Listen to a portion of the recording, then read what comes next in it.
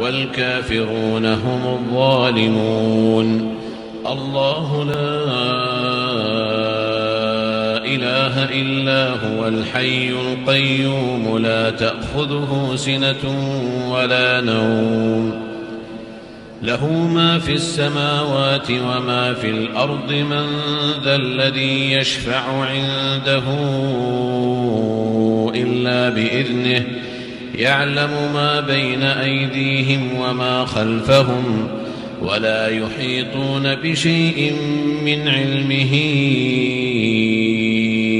إلا بما شاء وسع كرسيه السماوات والأرض ولا يئوده حفظهما وهو العلي العظيم.